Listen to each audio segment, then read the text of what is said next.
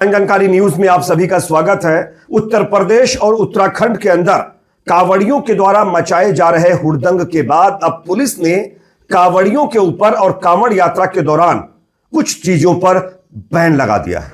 अब कांवड़िए पुलिस के द्वारा जिन चीजों पर बैन लगाया गया है, अगर वो अपने साथ लेकर चलेंगे तो उनके खिलाफ सख्त से सख्त कार्रवाई होगी। आगे हम आपको बताएंगे कि दरअसल कांवड़ यात्रा के दौरान किन चीजों पर बैन लग गया है। साथ ही साथ दो और बड़ी खबरें आपके सामने रखेंगे। दूसरी बड़ी खबर, स्क्रीन पर एक वीडियो क्लिप मैं आपको दिखा रहा हूं। ये वीडियो आप देखिए, ये कल का वीडियो है। यहां पर ये वीडियो जो है कोई अखाड़े का मैदान नहीं बल्कि महाराष्ट्र विधानसभा परिसर का है, जहां पर बीजेपी विधायक गोपी चंद और एनसीपी नेता जितेंद्र के बीच ये झड़प हुई है, मारपीट हुई है। आगे इसका पूरा वीडियो हम आपको दिखाएंगे, इसकी वजह भी बताएंगे दरअसल ये सब क्यों हुआ है। तीसरी बड़ी खबर दोस्तों सामने आ रही है कि मुसलमानों के खिलाफ एक बार फिर देश का गोदी मीडिया एक्सपोज हो गया है।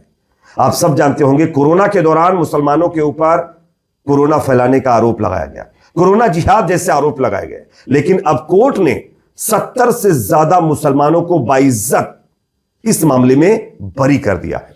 आगे ये खबर भी आपको बताएंगे, उससे पहले एक छोटी सी रिक्वेस्ट है, अगर ये वीडियो आपको अच्छा लगे तो लाइक जरूर करिए। चल पड़ना है तो सब्सक्राइब करने के बाद बेल आइकन को प्रेस करना ना भूले। बात करेंगे पहली और बड़ी खबर की। अब कांवड़ यात्रा के दौरान हुड़दंग मचाने वाले कांवड़ियों की खैर नहीं है। पुलिस ने कांवड़ियों के ऊपर एक्शन लेना शुरू कर दिया है। मैं आपको स्क्रीन पर खबर दिखा रहा हूं, आप देख सकते हैं।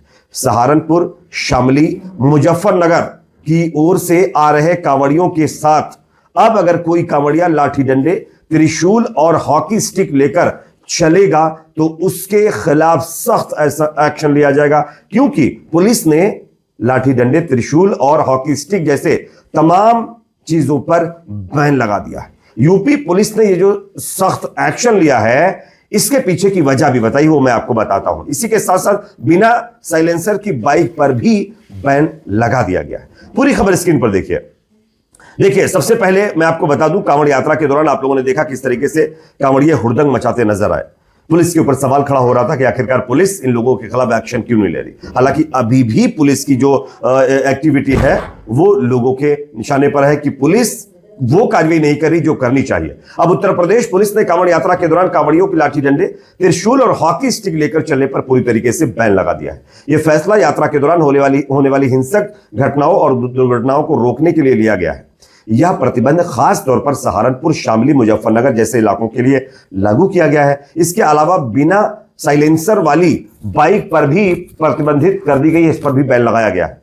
ऐसी बाइक पकड़े जाने पर उन्हें जब्त किया जा सकता है। पुलिस का कहना है कि यह कदम कानून और व्यवस्था बनाए रखने और यात्रा को सुरक्षित तरीके से पूरा कराने के लिए किया गया है।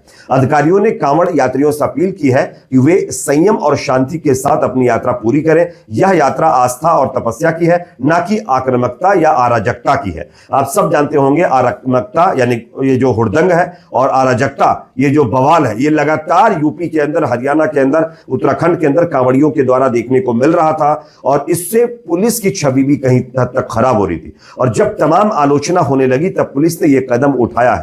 काश ये कदम पहले उठा लिया जाता तो इस तरीके से पुलिस के ऊपर सवाल ना खड़े होते, लेकिन पुलिस आप सब जानते होंगे किस तरीके की कार्रवाई करती है। अगर कोई दूसरे समुदाय के धार्मिक यात्रा के दौरान इस तरीके से हुड़दंगाई मचाए तो उनके घरों पर बुलडोजर चला दिया जाता है, उनके जो नुकसान हुड़दंगाई में होता है उनसे वसूला जाता है। लेकिन यहां पर कांवड़ियों को सिर्फ समझा बुझाकर भेजने का काम किया जा रहा है। इवन अभी भी आप देखिए, पुलिस उन कांवड़ियों के खिलाफ सख्त कार्रवाई की बजाय उनको अभी भी छूट दे रही है। उनको ये कह रही है कि आप त्रिशूल, लाठी डंडे या बिना साइलेंसर वाली गाड़ी नहीं ला सकते, सिर्फ इतने तक ही कार्रवाई को सीमित कर दे रही है। इससे आपको क्या लगता है, क्या वाकई अभी भी पुलिस प्रशासन कांवड़ियों को ढील देने में जुटा हुआ है? कमेंट में अपनी राय जरूर रखिए। आप दूसरा वीडियो मैं आपको स्क्रीन पर दिखा रहा हूं, ये वीडियो आप देखिए। ये वीडियो महाराष्ट्र के विधान परिसर का है। ये कोई वो अखाड़ा नहीं है जहां पर पहलवान लड़ रहे हो। ये वो नेता लड़ाई कर रहे हैं जो जनता का प्रतिनिधित्व करते हैं, जनता को चलाने की एक जो है बात करते हैं। सोचिए, उन नेताओं में भी किसी तरीके की पेशेंस आपको नजर नहीं आ रहा होगा, किसी तरीके का पेशेंस इनके अंदर नहीं है। दरअसल ये जो वीडियो आया है इसके पीछे की वजह मैं आपको बताता हूं, उसके बाद ये पूरा वीडियो भी हम आपको दिखाएंगे। देखिए, ये जो घटना है महाराष्ट्र विधान परिषद की है, 17 जुलाई यानी कल की है। बीजेपी विधायक गोपीचंद पडलकर और एनसीपी नेता शरद पवार गुट के नेता जितेंद्र अवाणे के समर्थकों के बीच झड़प का वीडियो है। यह भिड़ंत एक दिन पहले हुई है पडलकर और अवाणे के बीच। यह बहस का नतीजा है। इन दोनों ने पहले किसी बात को लेकर बहस किया था जो कथित तौर पर एक गाड़ी का दरवाजा खोलने को लेकर हुई थी और गाली गलौज तक पहुंच गई थी। गुरुवार को यह घटना विधान भवन की सीढ़ियों और ग्राउंड फ्लोर पर उसकी लॉबी में हुई है। दोनों विधायकों के समर्थक आपस में भिड़ गए। उनके बीच धक्का मुक्की, मारपीट और गाली गलौज हुई है। इस पूरी घटना का वीडियो वायरल है जो मैं आपको दिखा रहा हूं। विधान भवन में मौजूद सुरक्षा गार्डों ने तुरंत बीच बचाव किया और दोनों पक्षों के कार्यकर्ताओं को अलग अलग करने की कोशिश की। इसमें नेताओं की प्रतिक्रिया जो आ रही वो मैं आपको बता देता हूं। गोपीचंद पडलकर ने इस घटना पर दुख जताया है और इसे दुर्भाग्यपूर्ण बताया है। जितेंद्र अवाणे ने आरोप लगाया है कि विधानसभा में गुंडों की एंट्री मिल गई है और उन पर जान से मारने की धमकी देने अब शब्दों का इस्तेमाल करने का आरोप भी एनसीपी के नेता ने लगाया है। अब देवेंद्र फडणवीस ने इस पूरी घटना को अस्वीकार बताया है और कहा है कि यह राज्य की प्रतिष्ठा पर दाग लगाती हुई घटना है। उन्होंने सख्त कार्रवाई का आश्वासन दिया है। अरे देवेंद्र फडणवीस जी, आपका एक और नेता है नीतीश राणे, उसके ऊपर आप कार्रवाई करिए। पहले उसकी जुबान बहुत बढ़ चुकी है। आप सब जानते होंगे हर मामले में मुसलमानों को बीच में घुसाने का उसके अंदर फोबिया हो चुका है। तो प्लीज पहले उस पर कार्रवाई करिए और जब नेता के ऊपर कार्रवाई होगी ना तो ये खुद अनुशासन में आ जाएंगे, ये उससे बाहर नहीं जाएंगे। खैर, इस घटना पर आपकी क्या राय है कमेंट सेक्शन में जरूर बताइए। अब बात करते हैं तीसरी खबर की जो कि अपने आप में बहुत अहम है। कल सुप्रीम कोर्ट ने दोस्तों 70 मुसलमानों को बाइज्जत बरी कर दिया है। क्यों? आप स्क्रीन पर यह खबर देखिए। आपको याद होगा कि कोरोना के समय गिद्ध मीडिया ने कैसे तबलीगी जमात और मुसलमानों को कोरोना बम कह करके प्रोपेगेंडा फैलाया था।